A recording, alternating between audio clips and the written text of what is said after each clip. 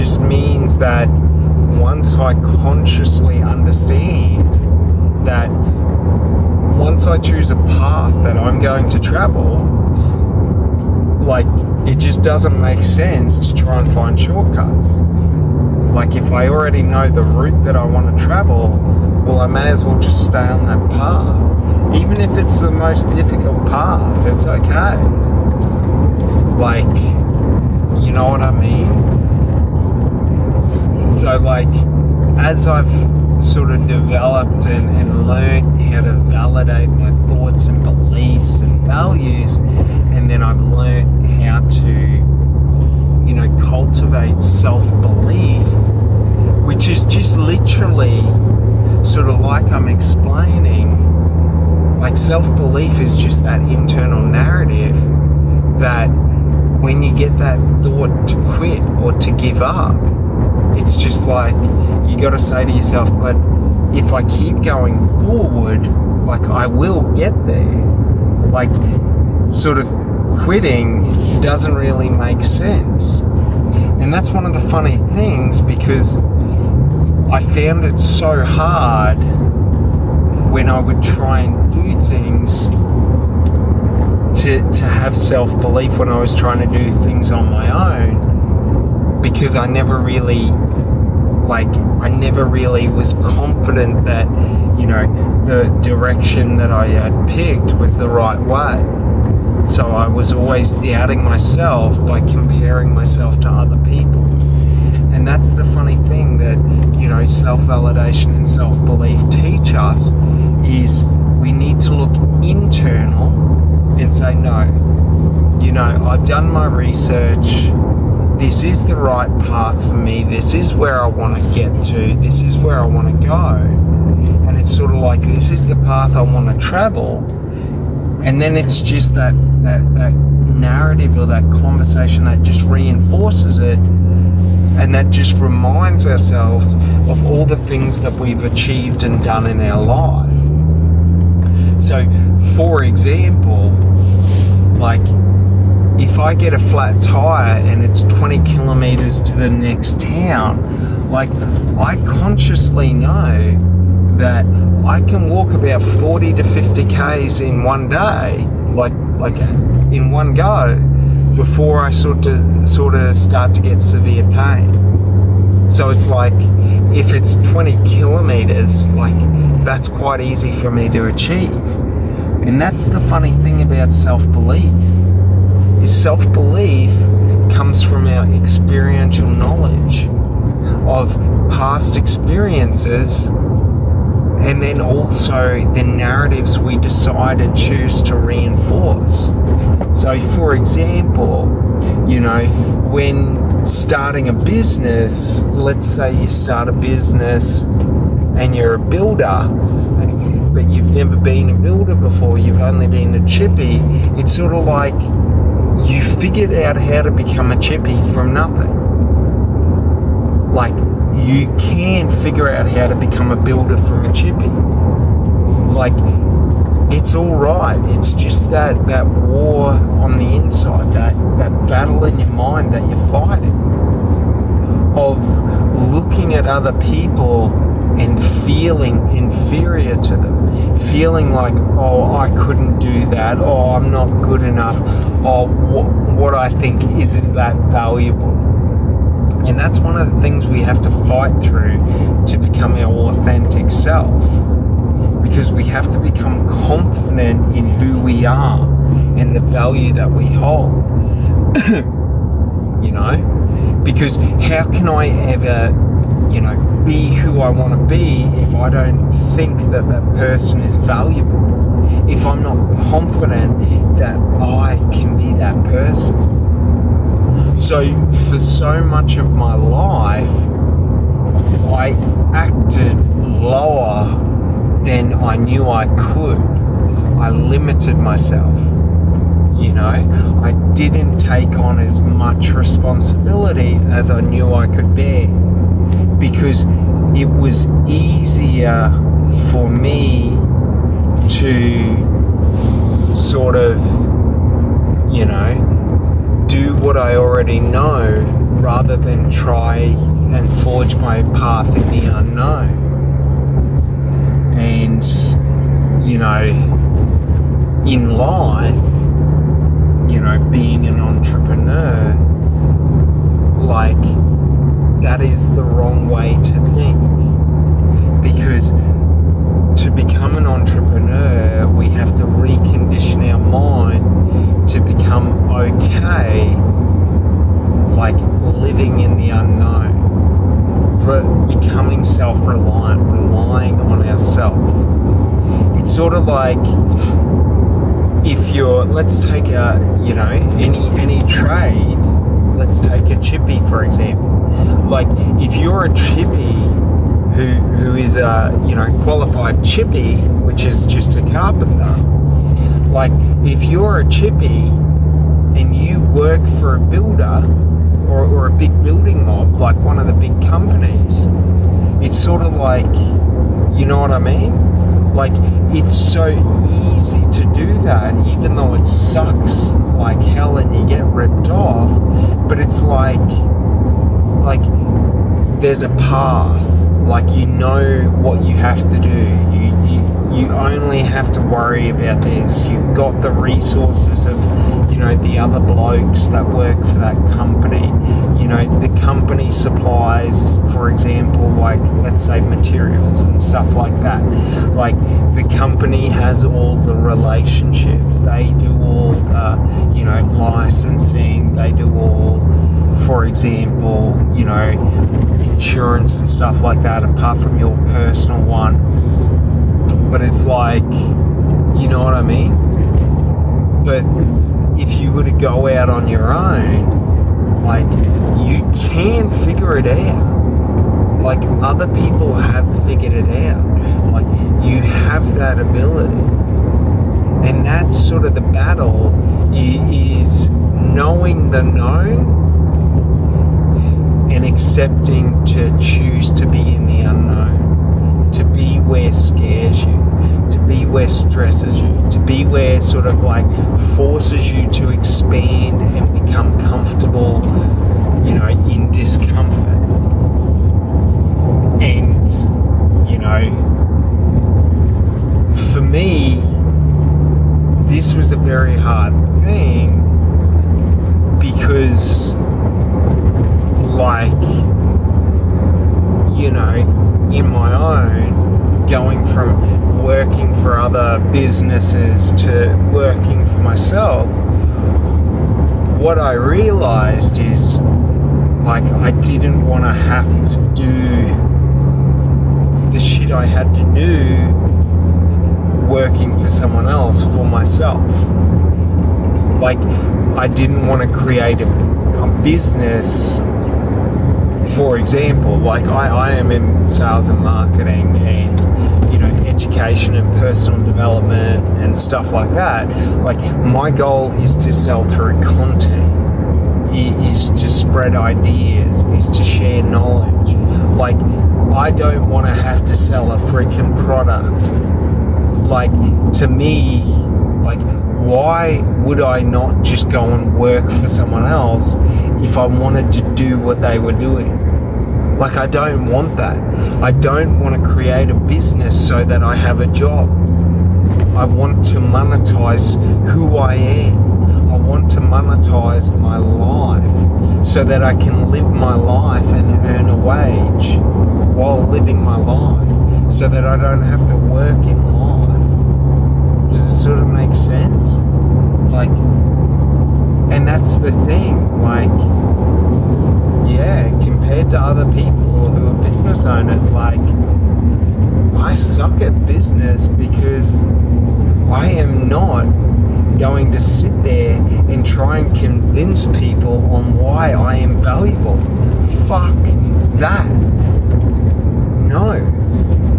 Like, that is why I started a business, because I refuse to have to justify to people why I am someone worth listening to. No. I refuse to do that. I refuse to sit there and have to convince people of who I am. No. like, not happening. I refuse, like, flat out refuse. I spent years doing that for other people, you know, like having wankers treat me like shit because I was trying to help them. Like, no thank you. I started my own business so that if someone treats me like a wanker, I can turn around to them and say, go fuck yourself. I don't care about your money. You cannot buy me. And that's the funny thing. So it's like, yeah, I have to take some sacrifices in the short term to achieve what I want in the long term. But it's like, if I have to sacrifice money and short-term gain and fame and recognition to be able to create what I want in life and be able to live the rest of my life doing what I want in life, I am 100% happy to go a couple of days without food every week. I don't mind. It doesn't bother me. Like, not saying I go without food. Like, I do a lot of fasting and stuff like that. But it's like I don't mind struggling to live how I want to live. Like, the realization I had in life is if I want what I define as freedom, the freedom to be authentically me, yeah, I'm going to I have to sacrifice comfort, and that's okay. I don't mind sacrificing comfort to live authentically every day as myself.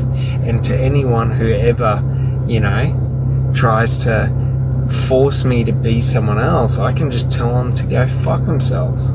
I don't care. What can they do to me? What can anyone do to me when I love me, when I value me, when I care about me? And that's one of the funny things, is sort of the more we are unwilling to accept what we don't want in life, the closer we get to what we want in life, you know? And it's so funny, because in comparison to other people, it takes me thousands of actions to do what takes them 20 actions. But it's because I'm looking, 2 to 5 years ahead. So I'm willing to do 2 to 5 years of work in a short period of time so that I can relax. I don't mind. I don't mind that for me to learn something takes 10,000 hours for me to understand anything. Like, I don't mind putting in that effort, because I know the reward once that effort is put in, I have it forever. Like, that's the thing. Like, throughout school, throughout my life, like, the only thing I understood was to move forward with maximum effort and attention. Like, like learning how to cook when I was doing chefing, I sucked for so long. And I sat there for 12 hours a day figuring it out. Other people can learn in shorter times, but they don't learn as deeply as I do, because they don't put in the level of effort that sort of I put in. You know what I mean? Not saying that everyone doesn't, but, to the majority of people thinking about putting 10,000 hours of effort into something in 12 months, well, maybe not 12 months, but in 2 to 3 years, doesn't really seem feasible. But for me, because I like to learn privately, like anything that I'm doing, for example, take YouTube, take educating and this public speaking. I've been studying for the past 5 to 10 years to be able to do this. I did all my work in secret. So when I start doing it, like, I'm not starting from zero. It's just for 5, take for example YouTube. The last 5 years, I have been obsessively watching people on YouTube. All different types of content creators, watching them, sort of observing what are they doing, how are they doing it, how do people respond to it, how are they building audiences and things like that for years. So that when I wanted to do it, I didn't have to learn as I was going along, because throughout my childhood I was ridiculed and made fun of, because for me learning is a very messy process, because it takes me so long to understand. It takes me thousands of hours of listening to the same thing again and again. For example, I wanted to understand spirituality. Okay, I wanted to understand what spirituality meant. How do you feel spiritual inside? So, for example, from I think it was 2020 to 2022, I only for 18 hours a day listened to Sadhguru. I'm not lying, 18 hours a day. From the moment I woke up to the moment I went to bed, I only listened to Sadhguru. I didn't watch TV, I didn't listen to any other type of content, I didn't sit on Facebook or anything like that. I literally just had, on Audible, I just had speeches of Sadhguru speaking, running. I listened to his books again and again and again. But the thing was, because I dedicated so much devoted time to only listening to him, I have this uncanny understanding, not to the same extent that he understands spirituality, but at a lower level. So it's I understand when he speaks of spirituality what he means. Because the funny thing is, especially when I'm learning from people or studying people, it's not that I'm looking to learn from them, it's that I'm trying to understand their perspective. So if I have a year or two to watch someone, I can start to understand how they think and how they formulate and make decisions. And it only comes through, for me, because of my ADHD, this obsessive devotion. This obsessive devotion to only listening to one person, because if I try and listen to 5 different people at the same time on the same subject, I'm going to get 5 different perspectives on it. It's less efficient. So for example, when learning sales, I only listen to Jordan Belfort. Do you know what I mean? I don't really understand how other people sell other than Jordan Belfort. Because in my eyes, and based on, let's just say data, Jordan Belfort is hands down the number one-to-one salesperson. When it comes to selling one-on-one, he is the best. When it comes to selling online, one-to-many, Russell Brunson is the best. No one can sell like Russell Brunson on the internet. It's just, he is the number one internet marketer. You know what I mean? It's always debatable, but I don't really care what other people think. That's my opinion. And many people hold that opinion. Do you understand? There are many great salespeople out there, and potentially there's salespeople who outperform Jordan Belfort and Russell Brunson, but I don't care. To me, they're at a high enough level, and they're devoted so much energy and time to their craft that I'm willing to devote years to understand their perspective, to gain their knowledge and learn all of, like, listen to their stories and have them explain everything. And the funny thing was, when learning sales from Jordan Belfort, like, his sales course, I listened to it on repeat like 8 to 10 times. Like thousands of hours of just listening to the same content. You know what I mean? Listening to his audiobooks. Like, I've listened to all of his audiobooks multiple times because, like, Way of the Wolf is his sales process. Straight line sales and persuasion. So if you ever want to learn it, go get Way of the Wolf, and literally you will understand if you read it. Now, I'm not saying read it once and you understand. No, read it 10 to 20 times. Just read it once, read it again, read it again, read it again, read it again. Just dedicate 1 year to reading it 20 times. Or if you're like me and you like audiobooks, listen to it 20 times. Like, that's the thing. You know what I mean? Like, it's not about, you know, trying to figure out all these different, you know, trying to find every piece of information. No, just find something that's effective and then obsess over it. That is literally how I've achieved anything in my life. But it's like, you know,